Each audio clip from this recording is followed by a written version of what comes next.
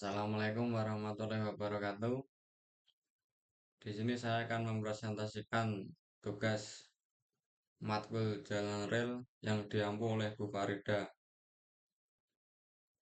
Tugas besar judul penelitian perlintasan sebidang jalan Empu Tantular, baratnya Tawang. Di sini saya akan mempresentasikan yang saya buat. Latar belakang sistem transportasi sangat penting dalam kehidupan masyarakat. Namun pertumbuhan penduduk tidak diimbangi dengan pelayanan transportasi publik yang memadai, sehingga masyarakat banyak beralih ke kendaraan pribadi. Selanjutnya rumusan masalah. Adapun rumusan masalah dalam studi ini sebagai berikut. Nomor satu adalah bagaimana kondisi existing pada perlintasan sebidang JPL nomor 4 Jalan Empu Talular. Nomor 2, bagaimana rekomendasi penyelesaiannya dalam upaya peningkatan keselamatan pada perlintasan sebidang jalan Empu Tantular. Selanjutnya batasan masalah. Agar studi ini tetap konsisten terhadap tujuan serta guna mencegah meluasnya pokok permasalahan mengikat keterbatasan sumber daya dan waktu, maka ruang lingkup studi dibatasi pada nomor 1, objek studi simpang perlintasan sebidang JPL nomor 4 Jalan Empu Tantular, Jalan Raya Empu Tantular, Kabupaten Semarang, Jawa Tengah. Selanjutnya tujuan dan manfaat. Tujuan dan manfaat studi ini bertujuan untuk menganalisis faktor-faktor yang mempengaruhi keamanan perlintasan sebidang era upaya yang dapat dilakukan untuk meningkatkan keselamatan di jalan perlintasan Jalan Empu Tantular. Selanjutnya landasan teori. Konstruksi jalan rel. Geometri jalan rel direncanakan berdasarkan pada kecepatan rencana serta ukuran kereta yang melewati dengan memperhatikan faktor keamanan, kenyamanan, ekonomi, dan keseraian dan lingkungan sekitarnya. Persyaratan geometri yang wajib dipenuhi adalah lebar jalan rel, kelandaian, kelengkungan, pelebaran jalan rel, dan peninggian jalan rel. Nomor 1, lebar jalan rel. Nomor 2, kelandaian. Nomor 3, lengkung vertikal. Nomor 4, lengkung vertikal. Nomor 5, pelebaran jalan rel. Nomor 6, peninggian jalan rel. Selanjutnya komponen yang ada di jalan rel. 1, ada bantalan, ada penambat, ada rel, ada wasel. Selanjutnya perlintasan kereta api. Perlintasan kereta api adalah persilangan antara jalur kereta api dengan jalan, baik di desa maupun kota. Terdapat dua jenis perlintasan, sebidang atau pada saat permukaan, dan tidak sebidang itu berbeda ketinggian seperti flyover atau underpass. Menurut PM Perhubungan nomor 36 tahun 2011, perlintasan sebenarnya tidak sebidang kecuali dalam kondisi tertentu sebagai keterbatasan geografis, tidak mengganggu lalu lintas, dan berada di jalur tunggal dengan sefrekuensi lintas. Perlintasan sebidang harus memenuhi syarat, yaitu syaratnya nomor 1, kecepatan kereta di bawah 60 km per jam.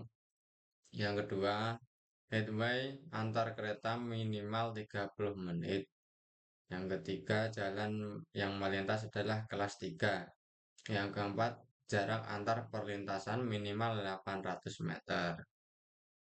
Yang selanjutnya, persyaratan pembangunan perlintasan sebidang.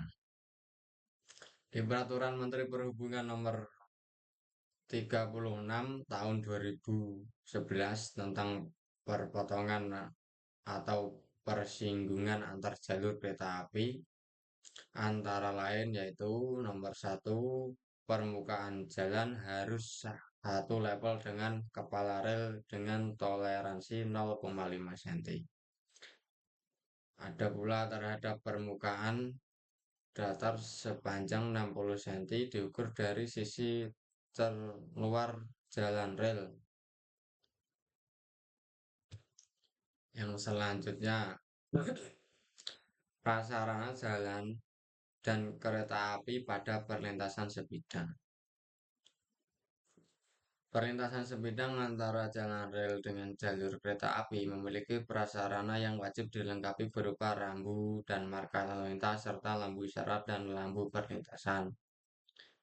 Lampu isyarat berfungsi memberi peringatan bahaya kepada pemakai jalan. Ada beberapa rambu, rambu peringatan pada perlintasan sebidang, rambu larangan pada perlintasan sebidang, marka lampu lalu lintas pada perlintasan sebidang, lampu isyarat pada perlintasan sebidang. Selanjutnya metodologi, lokasi dan waktu penelitian. Saya meneliti di Jalan Empu Tantular yang berlokasi di barat stasiun Tawang di utaranya Kota Lama. Selanjutnya metode penelitian. Jenis metode penelitian ini adalah penelitian deskriptif. Menurut Mardalis 2002, penelitian deskriptif adalah penelitian yang bertujuan untuk mendeskripsikan apa-apa yang saat ini berlaku. Di dalamnya terdapat upaya mendeskripsikan, mencatat, analisis, dan mengintrospeksikan kondisi-kondisi yang sekarang ini terjadi atau ada. Sedangkan pendekatan penelitian adalah analisis deskriptif, kuantitatif, dan kualitatif untuk analisis untuk mendeskripsikan atau menggambarkan data-data yang terkumpul sebagaimana adanya tanpa membuat kesimpulan. Yang selanjutnya, tahap penelitian. Yang pertama, pekerjaan persiapan. Pekerjaan persiapan merupakan langkah awal kegiatan pekerjaan studi yang wajib dilaksanakan, yaitu dengan membuat rencana kerja. Yang kedua, pekerjaan inventarisasi perlintasan sebidang, yaitu pekerjaan yang berkaitan dengan letak, rute, dan lainnya yang berhubungan dengan perlintasan sebidang antara jalan raya dengan jalan kereta api. Yang ketiga, pekerjaan kompilasi dan kodifikasi adalah pekerjaan mendata arus lalu lintas kereta api dalam satu harian termasuk waktu kereta api melewati persimpangan.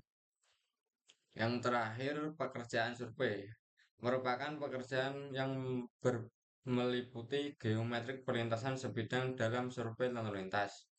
Bentuk survei geometrik adalah untuk mendapatkan bentuk ruas jalan raya dan jalan rel. Sedangkan survei lalu lintas digunakan untuk mendapatkan kecepatan headway kereta api dan lainnya. Selanjutnya, analisis data. Gambar dan analisa pada penelitian yang terjadi pada perlintasan JPL nomor 4 Jalan Empu Tatular, Kecamatan Telogosari, Kabupaten Semarang, Jawa Tengah. Data-data survei kelengkapan infrastruktur perlintasan sebidang.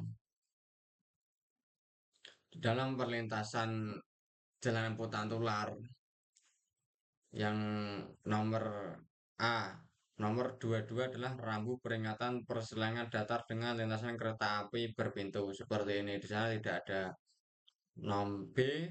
Nomor 22B adalah rambu peringatan persilangan datar dengan lintasan kereta api tanpa pintu. Di sana juga tidak ada. C nomor 23 adalah rambu peringatan hati-hati. Itu tidak ada. Nomor D nomor 24 adalah rambu peringatan jarak. Di sana tidak ada. E nomor 25 adalah rambu peringatan berupa kata-kata. Tidak ada. Nggak tahu kalau di utaranya ada. Soalnya nggak survei sampai ke utara. Selanjutnya kelengkapan infrastruktur perlintasan sebidang. Ada stop. Nomor 1 adalah rambu lalu lintas berjalan terus. Wajib berhenti sesaat dan meneruskan perjalanan setelah mendapatkan kepastian aman dari lalu lintas arah lainnya. Stop ada. Nomor 5C adalah rambu larangan berbalik arah bagi kendaraan bermotor maupun tidak bermotor. Itu di sana tidak ada. Nomor 1C, rambu larangan berjalan terus pada perlintasan sebidang lintasan kereta api, wajib berhenti saat mendapatkan kapasitas aman ada. Nomor 1C adalah rambu larangan berjalan terus pada perselangan sebidang lalu lintas kereta api jalur ganda. Wajib berhenti saat untuk mendapatkan kepastian aman. Ada. Nomor 12 adalah rambu larangan berupa kata-kata. Berupa kata-kata berhenti, tengok kanan kiri sebelum melintas di sana ada. Yang selanjutnya kelengkapan infrastruktur perlintasan sebidang.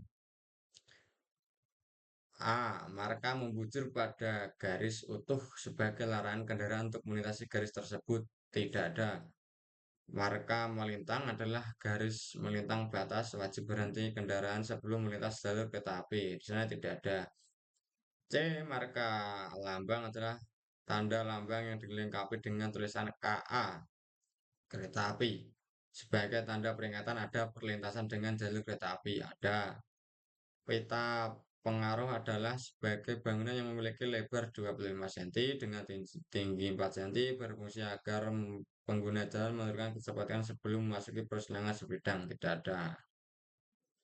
Yang selanjutnya karakteristik jalan rel di Empu Tantular, Semarang. Itu karakteristiknya perlintasan sebidang ini juga berada pada lengkung jalan rel hulu dan hilir dengan radius 600 meter, lebar 1067 meter dengan pertinggian maksimum 110 mm. Kecepatan operasi kereta api pada lintasan ini adalah 110 km per jam, kelas jalan 1. Namun pada jalur hulu terdapat pembatasan kecepatan taspat tetap 70 km per jam dan jalur hilir terdapat pembatas kecepatan taspat tetap 80 km per jam. Taspat kedua jalur tersebut untuk mengamankan perjalanan kereta api pada lengkung S tanpa transisi lurusan. Lengkung S terjadi bila dua lengkung dari satu lintas yang berada arah lengkung terletak bersambungan dan harus memiliki transisi lurusan sekurang-kurangnya sepanjang 20 meter di luar lengkung peralihan. Yang selanjutnya tipe rel.